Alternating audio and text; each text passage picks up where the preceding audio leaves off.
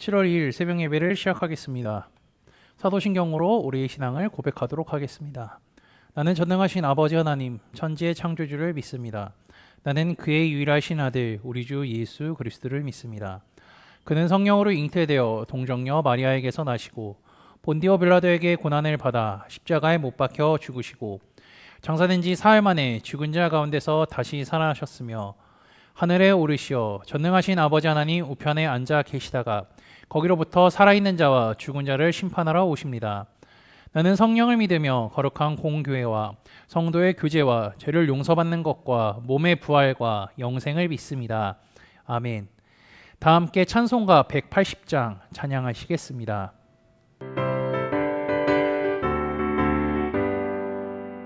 하나님의 나쁜 소리 천지 진동할 때에 예수 영광 중에 구름 타시고 전사들을 세계 만국 모든 곳에 보내어 구원받은 성도들을 모으리. 나팔 불 때 나의 일을 나팔 불 때 나의 일을 나팔 불 때 나의 일을 부를 때에 잔치 참여하겠네. 무덤 속에 잠자는 자 그때 다시 일어나 영화로운 부활 승리 얻으리. 주가 택한 모든 성도 구름 타고 올라가 공중에서 주의 얼굴 배우리. 나팔 불 때 나의 일을 나팔 불 때 나의 일을 나팔 불 때 나의 일을 부를 때에 잔치 참여하겠네. 주님 다시 오실 날을 우리 알 수 없으니 항상 기도하고 깨어 있어서 기쁨으로 보좌 앞에 우리 나가서도록 그때까지 참고 기다리겠네. 나팔 불 때 나의 일을 나팔 불 때 나의 일을 나팔 불 때 나의 일을 부를 때에 잔치 참여하겠네.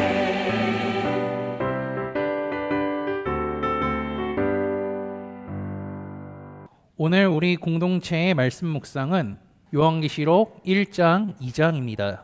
그중 1장 1절에서 8절까지 봉독하고 말씀을 나누도록 하겠습니다.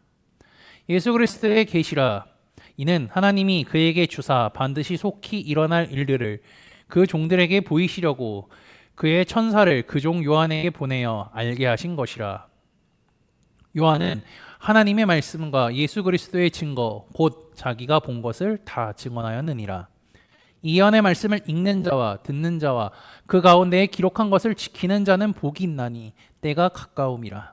요한은 아시아에 있는 7교회에 편지하노니 이제도 계시고 전에도 계셨고 장차 오실 이와 그의 보좌 앞에 있는 7영과 또 충성된 증인으로 죽은 자들 가운데서 먼저 나시고 땅의 임금들의 머리가 되신 예수 그리스도로 말미암아 은혜와 평강이 너에게 있기를 원하노라. 우리를 사랑하사 그의 피로 우리 죄에서 우리를 해방하시고 그의 아버지 하나님을 위하여 우리를 나라와 제사장으로 삼으신 그에게 영광과 능력이 세색대로 있기를 원하노라. 아멘. 볼지어다 그가 구름을 타고 오시리라. 각 사람의 눈이 그를 보겠고 그를 찌는 자들도 볼 것이요 땅에 있는 모든 족속이 그로 말미암아 애곡하리니 그러하리라. 아멘. 주 하나님이 이르시되 나는 알파와 오메가라. 이제도 있고 전에도 있었고 장차 올 자요 전능하신 자라 하시더라. 아멘. 오늘부터 우리는 요한계시록의 말씀을 읽게 될 것입니다.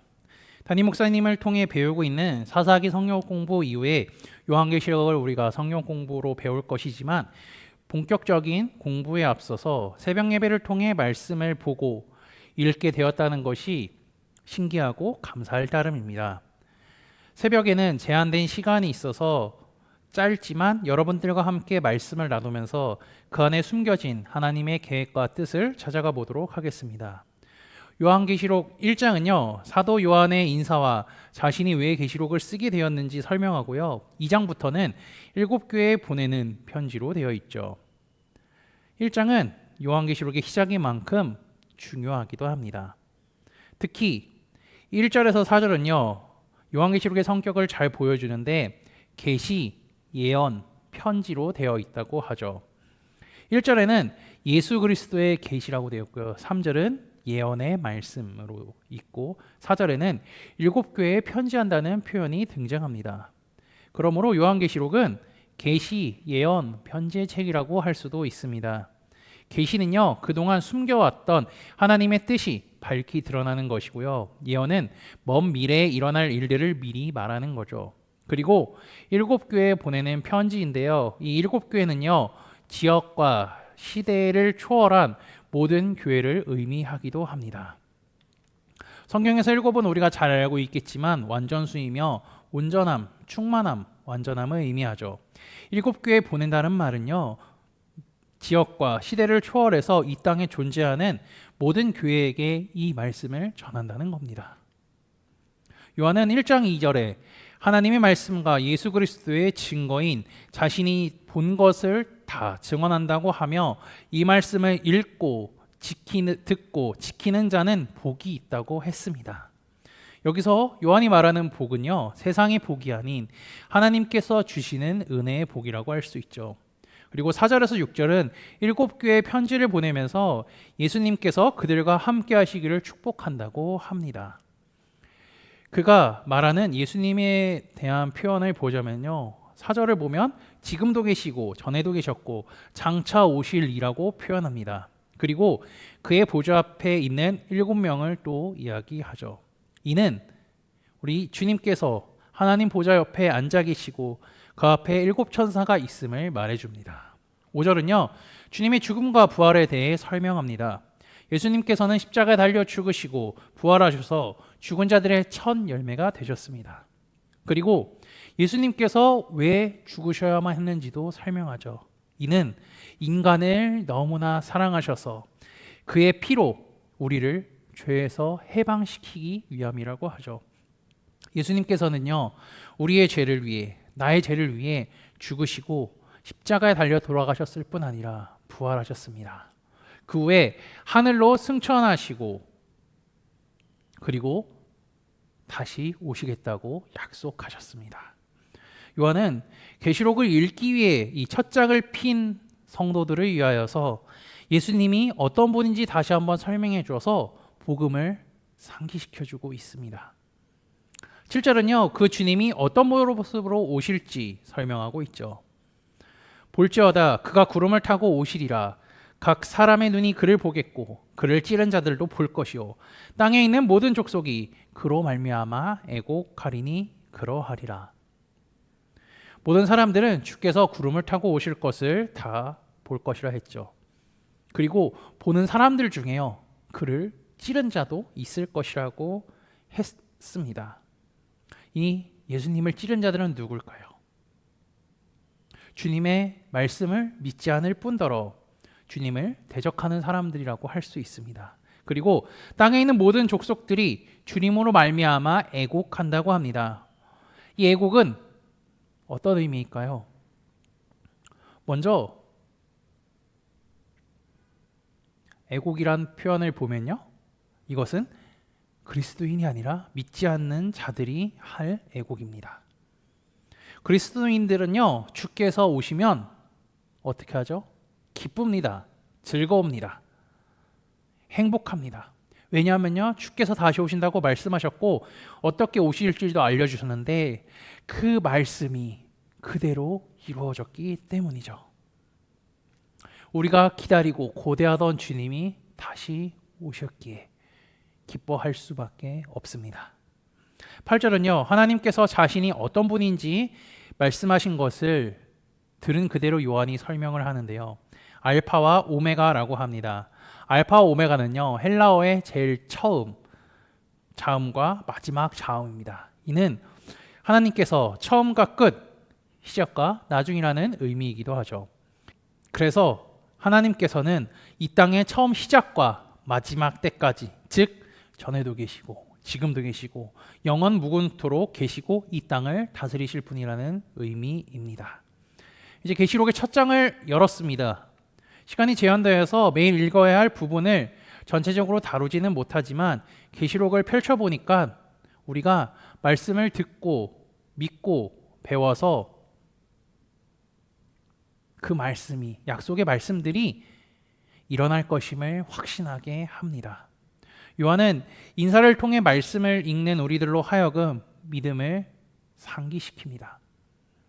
주님의 말씀을 확인하고 믿음을 점검하게도 하죠.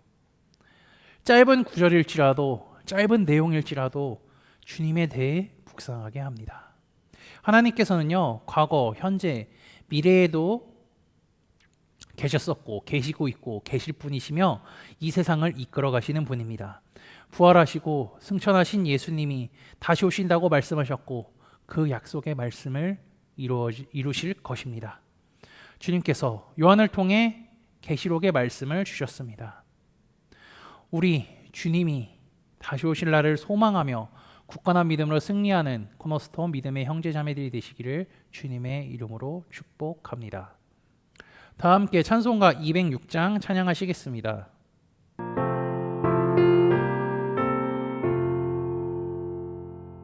주님의 귀한 말씀은 내 발의 빛이요 목마른 사막길에서 샘물과 같도다. 굶주린 나의 영혼을 만나러 어디고 내 갈 길 밝게 비추니 그 말씀 귀하다. 낮에는 구름 기둥과 밤에는 불기둥 주 백성 앞에 나타나 인도해 주시네. 하늘의 깊은 지혜를 깨닫게 하시고 주 말씀 밝히 알도록 늘 도와주소서.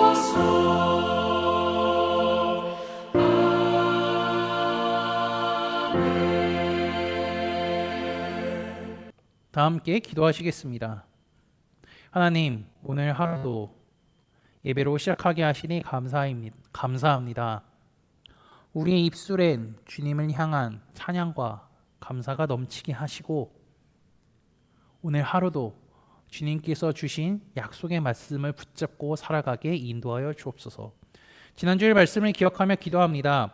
예루살렘 성읍에서의 고난과 죽음은 인간을 향한 사랑이었음을 다시 한번 깨닫게 하시니 감사합니다.